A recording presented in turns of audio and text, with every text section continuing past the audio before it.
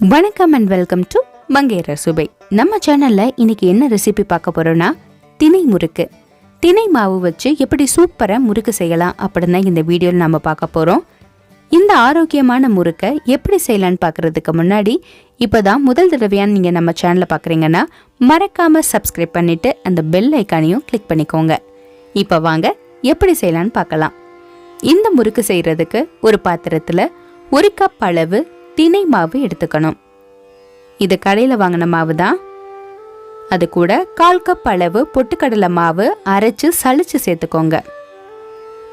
வறுத்த அரிசி மாவு 1/4 கப், மிளகாய்த்தூள் 1 டீஸ்பூன் அளவு. உங்களுக்கு விருப்பம் இல்லைன்னா மிளகாய்த்தூள் சேர்க்க தேவை கிடையாது. கருப்பு எள்ளு 1 டீஸ்பூன், தேவையான அளவு உப்பு. இது எல்லாம் சேர்த்ததுக்கு அப்புறமா ஒரு முறை நல்லா இந்த மாதிரி கலந்து விட்டுடுங்க.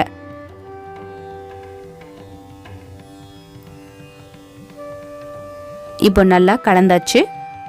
அடுத்து 1 டேபிள் ஸ்பூன் அளவு பட்டர் எடுத்து நல்லா உருக்கி சூடா சேர்த்துக்கணும்.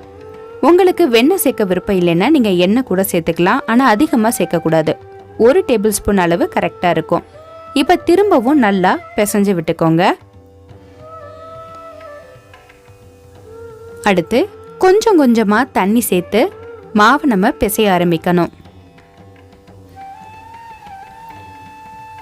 சப்பாத்தி மாவு பதத்துக்கு நல்லா பிசைஞ்சு எடுத்துக்கோங்க. ரொம்ப தளர்வாகவும் இருக்கக்கூடாது, ரொம்ப கெட்டியாகவும் இருக்கக்கூடாது. தளர்வா இருந்தா மாவு எண்ணெயில கரைஞ்சிடும்.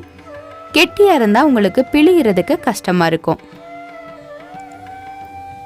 இந்த மாதிரி நல்லா சாஃப்டா பிசைஞ்சதுக்கு அப்புறமா இதை இப்படியே ஒரு 10 நிமிஷம் நல்லா ஊற விடுங்க. அப்பனாதான் மாவு நல்லா சேர்ந்து வரும். இப்போ 10 நிமிஷத்துக்கு அப்புறமா பார்க்கலாம். மாவு நல்லா சேர்ந்து வந்திருக்கு. நான் இந்த நட்சத்திர அச்சு தான் எடுத்திருக்கேன். உரலுக்குள்ள கொஞ்சமா எண்ணெய் தடவிக்கிட்டு மாவுல பாதி அளவு, அந்த உரலுக்குள்ள எவ்வளவு பத்துமோ அந்த அளவுக்கு மாவெடுத்து நல்லா உருண்டையா உருட்டி உள்ள வச்சிடணும்.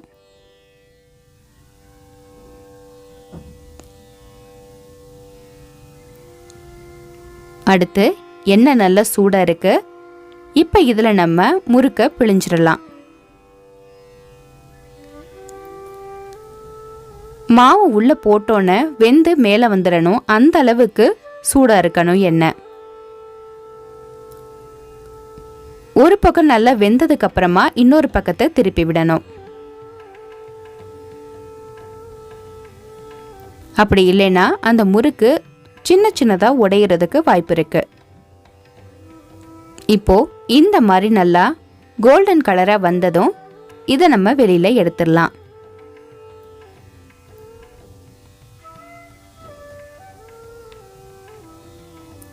மீதி இருக்கிற மாவையும் அதே மாதிரி பிழிஞ்சு எடுத்துக்கலாம்.